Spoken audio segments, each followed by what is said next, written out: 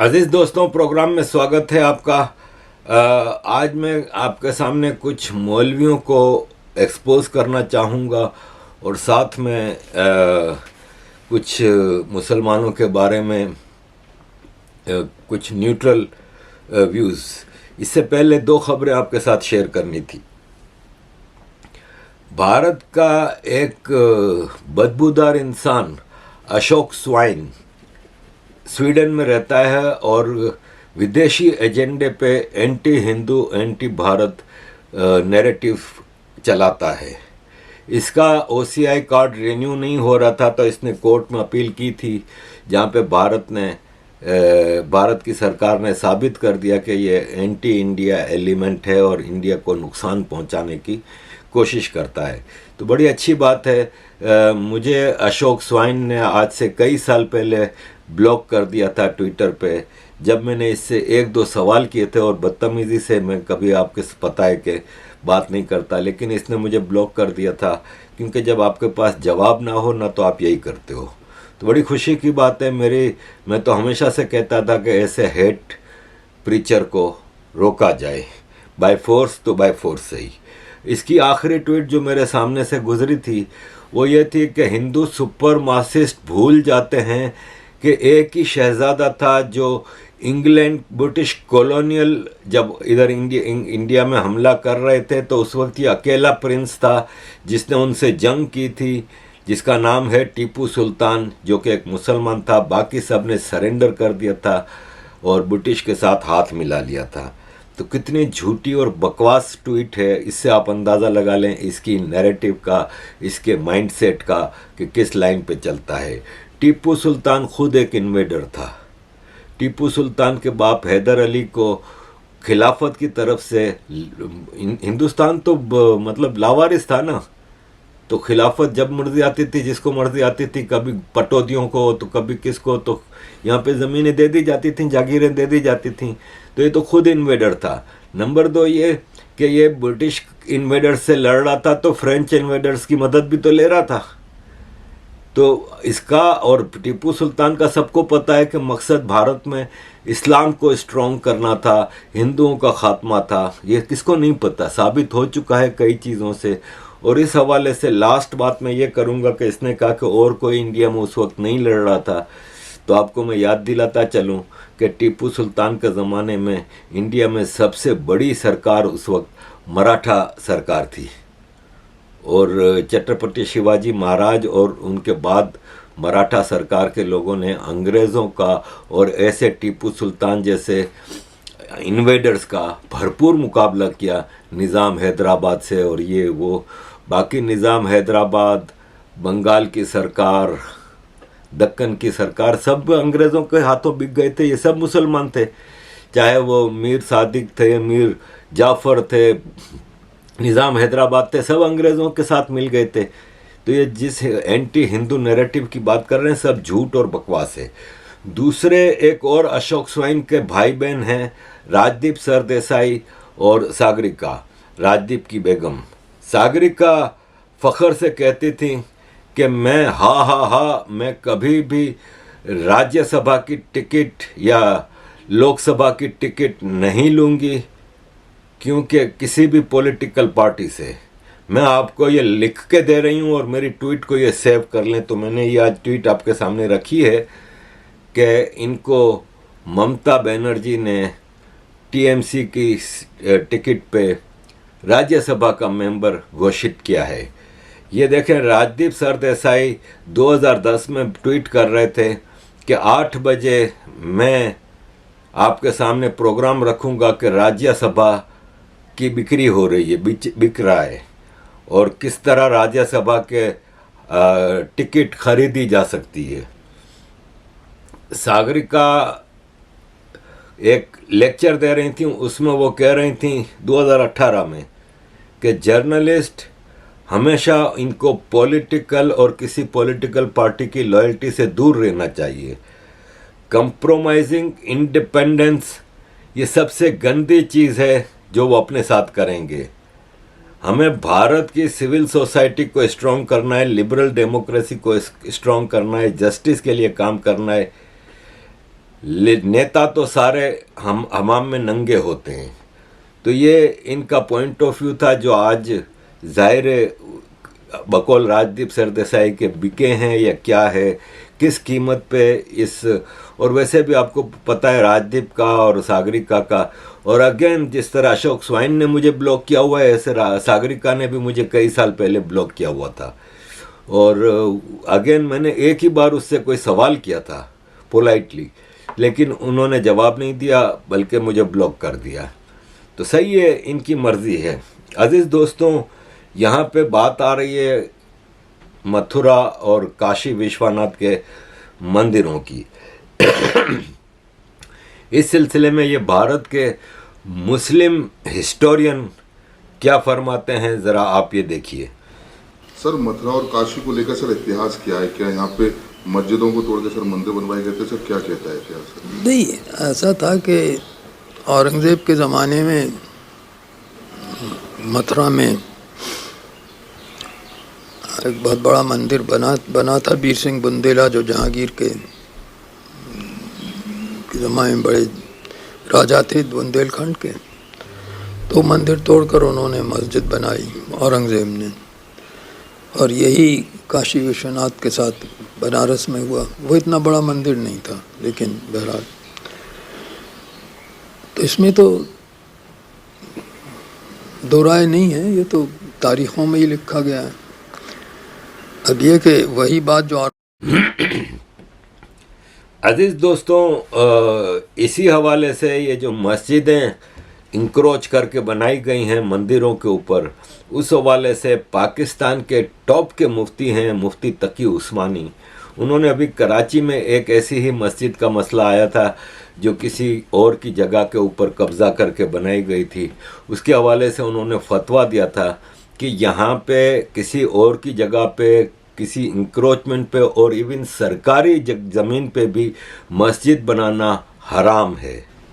लोग कहते हैं भाई अगर गैर कानूनी तौर पर जगह पर बनाई गई है मस्जिद तो वो मस्जिद नहीं होती। ये सही बात है, लेकिन इसका मतलब ये है कि एक तो अगर किसी की ज़मीन पर जहाँ जायज़ कब्ज़ा करके मस्जिद बनाई जाएगी वो बिल्कुल नाजायज़ है, हराम है वो। इसी तरह अगर किसी सरकारी जगह पर बनाई जाएगी तो भी असल बात यह है कि नहीं बनानी चाहिए। अजीज दोस्तों, ये फतवा रिकॉर्ड पे है और ये बताता है कि मंदिर किसी की जगह थी, हिंदुओं के मंदिर थे तो जाहिर मंदिर की जगह थी वो, उसको तोड़ के अगर औरंगज़ेब ने बनाया है मथुरा और काशी विश्वनाथ के ऊपर मस्जिदें, तो वो हराम हैं। जो कि मैं पहले भी कहता रहा हूँ कि इसमें जो भी मुसलमान नमाज पढ़ेगा वो हराम है। और इंक्रोचमेंट की बात आई तो वक्फ बोर्ड की पूरी ज़मीन जो है ना, जो कि इंडिया की तीसरी सबसे ज़्यादा लैंड ऑक्यूपायर है, आर्मी और रेलवे के बाद सबसे ज़्यादा ज़मीन वक्फ बोर्ड की है। आर्मी और रेलवे की ज़मीन तो लीगल है, लेकिन वक्फ बोर्ड की ज़मीन सारी इंक्रोच्ड है। ये खुद मौलवी साहब 1 मिनट से भी कम की वीडियो में आपको बता रहे हैं। मुसलमानों को किसी रिजर्वेशन की जरूरत नहीं, मुसलमान को किसी खर्च की जरूरत नहीं। अगर मुसलमान अपना वक्फ बोर्ड सही हिसाब से चलाएगा तो मुसलमान हुकूमत को कर्जा दे सकता है। 27,000 एकड़ जमीन गुलबर्गा के अंदर, 27,000 एकड़ जमीन वक्फ बोर्ड की मिल्कियत है, जिसमें 17,000 एकड़ हमारे ही लोग कब्जा करके बैठे हैं। हमारे ही लोग कब्जा करके बैठे हैं। मैंने जब से चार्ज हासिल किया है 1100 एकड़ जमीन जो 40 सालों से कब्जे में थी, वक्फ बोर्ड को वापस लेके आज वक्फ बोर्ड के कब्जे में लेने का काम किया। दुआ कीजिए, ऐसी ऐसी जमीनें हैं जो हमारे हाथ में वापस आएंगी तो हम अपने बच्चों का मुस्तकबिल बनाते हैं। हमारी बच्चियों को जाकर वो माइनॉरिटी ऑफिस के सामने खड़े होने की जरूरत नहीं है। बिल्कुल हमारा वक्फ बोर्ड का ऑफिस जहां पर है, बिल्कुल उसके सामने माइनॉरिटी का ऑफिस है, जहां पर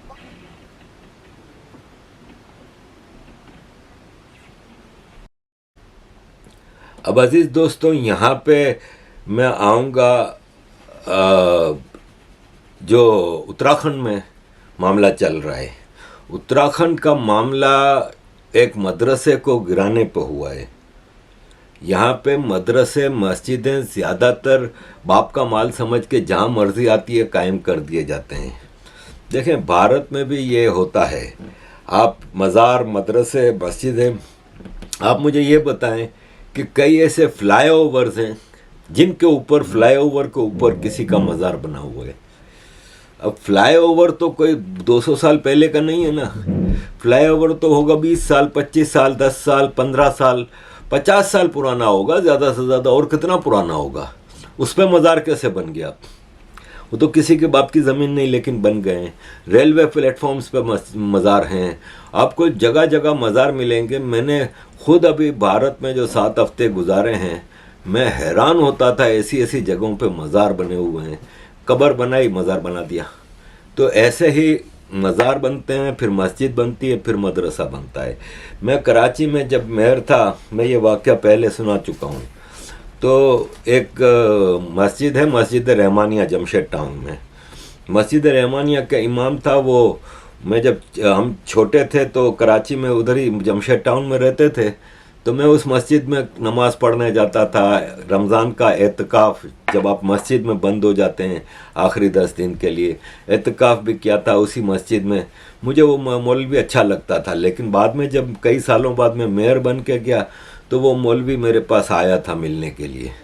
तो मैं वो मस्जिद देखने गया ना, तो यूं रोड है और यूं रोड है, उसके बीचों बीच दोनों के जो आप राउंड अबाउट कह लें, या जो वहाँ पे वो बनते हैं ना, जो राउंड अबाउट जहाँ पे 2 रोड मिलते हैं, ऐसे और ऐसे, तो बीचों बीच मस्जिद है। अब जो यूं रोड जा रहा है वो बेचारे को यूं घूम के फिर इधर, और जो यूं रोड जा रहा है इसको यूं घूम के इधर, बीचों बीच। अब किसी भी शहरी प्लानिंग में, सिटी प्लानिंग में आप बताएं कि ये इंक्रोचमेंट नहीं है तो क्या है? लेकिन चूंकि मस्जिद है, अब उसकी स्टोरी सुने कि वो मौलवी जो था वो मुल्तान से आया था कराची, और उसने वहाँ पे छोटा सा एक झोपड़ी टाइप की मस्जिद बना दी। उस वक्त वो इलाका जो जमशेद टाउन का वो इलाका था, आज से 40-50 साल पहले की बात है, वो अभी डेवलप हो रहा था। वहाँ पे कुछ भी इतनी ज़्यादा आबादी नहीं थी, ज़्यादातर झोंपड़पट्टियाँ और ये सब चीज़ें थीं। तो उसने वहाँ पे मस्जिद बना ली। नेक काम है, लोग जोक दर जोक आने लगे, फंडिंग हुई, मस्जिद को पक्का कर लिया गया। इतनी सी मस्जिद थी। जब मैं मेयर बन के गया तो पता चला वो पूरी 5 महले की बिल्डिंग मस्जिद बन गई है, और चौड़ाई में भी बड़ी हो गई थी। तो मैंने अपने टाउन प्लानर्स को पूछा, मैंने कहा ये तो नज़र आ रहा है अंधे को भी कि इंक्रोचमेंट है। तो बोला सर इंक्रोचमेंट तो है, लेकिन मस्जिद है ना, अब इसको कौन तोड़ सकता है? उसमें उसने मदरसा बना लिया था, उसके बेटे अब उधर निकाह ख्वां, और मैं पूरी स्टोरी पहले डिटेल में बता चुका हूँ कि उसके निकाह ख्वां बनाने के लिए जो निकाह पढ़वाता है ना, शादियाँ करवाता है मौलवी, उसने अपने बेटे को मेरे से ही साइन करवाया कि ये अहमद है, आपके सामने ही पैदा हुआ था, और अब ये निकाह ख्वां बनना है आपके सिग्नेचर से, आप मेयर हैं, आपके सिग्नेचर से ये निकाह ख्वां बन जाएगा।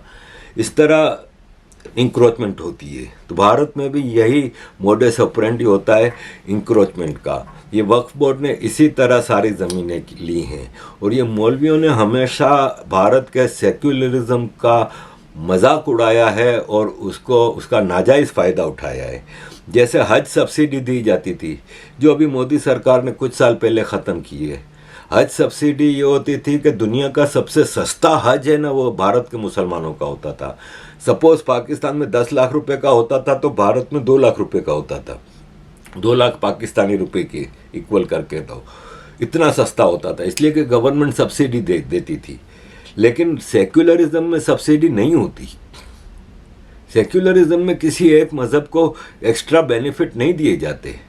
तो अब ये मौलवी साहब को बहुत गुस्सा आया है कि सब्सिडी ख़त्म कर दी है। हज का कमेटी का जो कोटा बढ़ा दिया गया उसमें तो नहीं बोले एक बार भी। अब स्मृति ईरानी जाकर मदीना पहुंचकर, अब मदीना तो पहुंच गए, लेकिन जो उनका जो इंसेंटिव था वो तो कटवा दिया। जो 2200 रियाल दिया जाता था वो तो छीन लिया उनसे, कांग्रेस ने तो चालू किया था, वो तो आपने इंसेंटिव छीन लिया। जो वहां पर ही एयरपोर्ट के अंदर में जाकर 2200 रियाल हर हाजी के हाथ में दिया जाता था, वो तो उनका हक मिलता था। जो वहां जाने के बाद में होटल का खर्चा, खाने का खर्चा, ये सब जो मिलता था वो तो आपने बंद करा दिया। ये कोटा बढ़ाने से तो हमारा पॉकेट का खर्चा ज्यादा हो गया, मगर वो तो कोटा ऐसा था कि जो कोटा था 1,80,000 का, उसमें 2200 रियाल कम से कम खर्चे का मिलता था। वो 2200 रियाल का खर्चे का क्या होगा? स्मृति ईरानी कोटा बढ़ा जा रही, कोटा जितना भी बढ़ेगा, लेकिन जनता जो यहाँ की मुसलमान है जो हज करने जाएगी, पॉकेट का जो पैसा जाएगा तो वापस थोड़ी आएगा, वो तो सब चलेगा भाई। आखिर वहां आदमी खाएगा पिएगा क्या? जब गवर्नमेंट के अंडर से जा रहे हैं तो हमको कहीं ना कहीं वहां पर कुछ ना कुछ बेनिफिट तो मिलना चाहिए। तो गवर्नमेंट हमको बेनिफिट क्या दे रही? बेनिफिट नहीं दे रही है, बल्कि गला काट दी। मतलब इतने रियाल इनको दिए जाते थे वहां पे सऊदी अरब में खर्चा करने के लिए, क्यों? बाप कमा ले क्या? यहाँ भी तो सेक्युलरिज्म है, इंग्लैंड में, अमेरिका में। यहाँ पे कौन सी हज पे या किसी उम्रे पे सब्सिडी है? आप ट्रैवल एजेंट से अपना पैकेज लें, खरीदें और जाएं, सरकार का इससे कोई ताल्लुक ही नहीं है। आप हज वीज़ा लें, ट्रैवल एजेंट से अपना पैकेज खरीदें और जाएं, सरकार इस पर सब्सिडी थोड़ी देगी। लेकिन भारत के सेक्युलरिज्म में ये सारे मज़े कांग्रेस सरकार के ज़माने से चले आ रहे थे। जिस तरह वक्फ बोर्ड, जिस तरह ये सब्सिडियाँ, जिस तरह प्लेसेस ऑफ वर्शिप एक्ट, ये सब भारत के सेक्युलरिज्म को बिगाड़ा गया है और जिसको अब भारत की सरकार सुधारने की कोशिश कर रही है। तो अजीज़ दोस्तों, मुख्तलिफ मौलवियों की बातें हैं, मुख्तलिफ चीज़ें आप देखेंगे और ये किस तरह भड़काते हैं। देखें, ग़ज़वाए हिंद है ना, ग़ज़वाए हिंद एक कीड़ा है जो अंग्रेज़ों ने छोड़ा था और इसको बार बार एक मौलवी अगर उकसाता है अपनी मुसलमानों को, जैसे ये मौलवी साहब कह रहे हैं कि ग़ज़वाए हिंद क्या है पता है? उसमें प्रॉफिट मोहम्मद खुद आएंगे और शरीक होंगे। के करीब होने वाला है, कयामत के करीब होने वाला है। और उसको कहा क्या जा रहा है? ग़ज़वाए हिंद। और ग़ज़वे की डेफिनेशन मैंने क्या बताया? जिसमें रसूल पाक, तो ये तो अभी हो रहा है। ग़ज़वा कैसे? मुहद्दिसीन ने कहा, ए लोगों घबराओ मत, उस ग़ज़वे में भी रसूल तशरीफ लाएंगे। हुजूर पाक सल्लल्लाहु ताला अलैहि वसल्लम रूहानियत के साथ जलवाबार होंगे, इसलिए उसको जंगे हिंद नहीं कहा गया, ग़ज़वाए हिंद कहा गया है। ग़ज़वाए हिंद कहा गया। इससे पता चलता है कि रसूल क़यामत तक जिंदा हैं और जंगों की क़यादत भी करेंगे इंशाअल्लाह। तो ये एक तरह से लोग मुसलमानों को भड़का रहे हैं ना कि ग़ज़वाए हिंद क्या है? हिंदुओं से जंग, और उसमें जीतेगा मुसलमान, इसलिए कि प्रॉफिट मोहम्मद खुद उसमें आएंगे। कहाँ से आएंगे ये किसी को नहीं पता। तो ये ग़ज़वाए हिंद को जो प्रोमोट करे, जो नाम भी लेना ग़ज़वाए हिंद, ग़ज़वाए हिंद का लिटरल मतलब होता है वॉर विथ हिंदूज। तो ये सीधा सीधा गद्दारी है देश के साथ। ऐसे मौलवियों को गिरफ्तार करना चाहिए। हम अल्हम्दुलिल्लाह हिंदुस्तान के आईन और कानून के मानने वाले लोग हैं, बेशक मानते रहेंगे हमेशा, बेशक, मगर हमारे आदमी को छोड़ा जाए, बेशक, सलमान अज़हरी को रिलीज किया जाए, बेशक, सलमान अज़हरी को छोड़ा जाए, बेशक, और ये बताया जाए सलमान अज़हरी अकेला नहीं है, सारे बरेलवी मुसलमान उसके साथ हैं। लब्बैक या रसूल अल्लाह, लब्बैक या रसूल अल्लाह, लब्बैक लब्बैक लब्बैक लब्बैक लब्बैक लब्बैक लब्बैक लब्बैक लब्बैक बैठ जाइए या रसूल अल्लाह। बैठ जाइए। बस एक बात और अर्ज करता हूं, हुजूर के नाम पे कौन कौन गर्दन कड़ा सकता है? हाथ उठा के बताएं, नीचे हाथ कर लें। बस मैं खत्म कर रहा हूं, वैसे ही वक्त वैसे ही नहीं है, वक्त खराब कर दिया गया। हाथ उठा के बताओ कौन कौन हुजूर के नाम पे गर्दन कटा देगा? नीचे हाथ कर लें।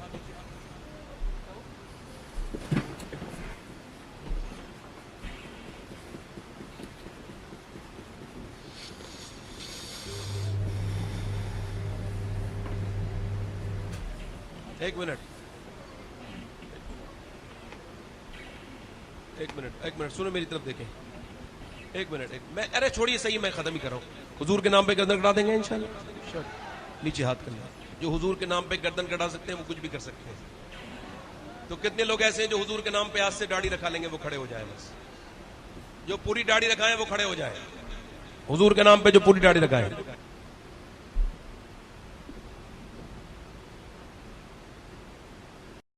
अजीज दोस्तों, इसी तरह आजकल उत्तराखंड के मौलवी को गिरफ्तार किया, बरेली में ये सारे मामला शुरू हो गए हैं। तो ये बरेलवी मौलवी, हम भारत के कानून का एहतराम करते हैं, लेकिन सलमान को छोड़ो, हमारे मौलवी सलमान को छोड़ो। अबे कौन से कानून का एहतराम कर रहे हो? कानून वालों ने उसको उठाया है, अदालत से जाके इंसाफ ले लो। इस तरह धमकियां देके हम बरेली सारे बरेलवी उनके साथ हैं। अबे ये बरेली अंग्रेजों का जमाने का, अंग्रेजों का दिया हुआ तोहफा है भारत को। बरेली में अहमद रजा खान एक मौलवी आया था जिसने ये फसाद बोया है बरेलवी फिरके का। अंग्रेजों से पहले नहीं था कोई बरेलवी, पूरी दुनिया में कहीं कोई बरेलवी नहीं होता था। यह अंग्रेजों का दिया हुआ तोहफा है। जिस तरह जमीयत उलमाए हिंद देवबंद, ये भी अंग्रेजों का दिया हुआ है। जमात इस्लामी अंग्रेजों की दी हुई है, तबलीगी जमात अंग्रेजों की दी हुई है। ये सब अंग्रेजों के दौर में सारी जमातें बनी हैं। ये अंग्रेज ने मुसलमानों को हिंदुओं के खिलाफ एक्टिवेट करने के लिए ये वायोलेंस आइडियोलॉजी के जरिए कुछ फिरके बनाए थे। तो ये बरेलवी साहब जो धमकियां दे रहे हैं, ये भी अंग्रेज़ों की पैदावार हैं जो आज भारत भुगत रहा है। तो अजीज़ दोस्तों, वैसे मेरे पास और भी कई मौलवियों की इन धमकियों भरी वो हैं। एंड पे मैं ये आपके सामने मैं मौलाना तौकीर रज़ा जो है ये भी धमकियां दे रहा है कि हम भारत से मोहब्बत करते थे इसलिए हमने कुछ नहीं किया, वरना सिविल वार और ये और वो। तो ये एंड पे आपके सामने ये वीडियो तौकीर रज़ा की छोड़ के जा रहा हूँ। मैंने ये सारे मौलवियों की वीडियो आपके साथ शेयर की। अब प्रोग्राम इतना लंबा हो गया है कि मैं बाकी इस पे एक और प्रोग्राम आगे चल के करूँगा। अजीज दोस्तों, thank you very much for all your support. Kindly keep supporting. जंगी का माहौल बन जाएगा, उसको बुज़दिली मत समझना। हम खामोश इसलिए थे कि हम अपने मुल्क से मोहब्बत करते हैं और उस मोहब्बत की वजह से हम अपने मुल्क में बदअमनी नहीं होने देना चाहते थे, इसलिए हमने खामोशी इख्तियार की। लेकिन अब हमें मजबूर कर दिया गया है। हिंदुस्तान में खाना जंगी नहीं हो रही है, उसकी सबसे बड़ी वजह यह है कि हम इन आतंकवादियों, इन गुंडों, इन बदमाशों जिनकी हुकूमत सरपरस्ती कर रही है, इनका हमने अभी तक जवाब नहीं दिया है। जिस दिन जवाब दिया जाएगा उस दिन मुझे अंदेशा है कि मुल्क में खाना जंगी का माहौल। मुसलमान डरता नहीं है, वो मुसलमान जरूर डरा हुआ है जो अल्लाह से नहीं डर रहा है। सिर्फ मुसलमानों के सब्र की वजह से अभी तक हिंदुस्तान में खाना जंगी नहीं हुई है। मुझे अंदेशा है कि हमारे नौजवान अगर हमारे कंट्रोल से बाहर चले गए तो हिंदुस्तान को खाना जंगी से कोई नहीं बचा सकता।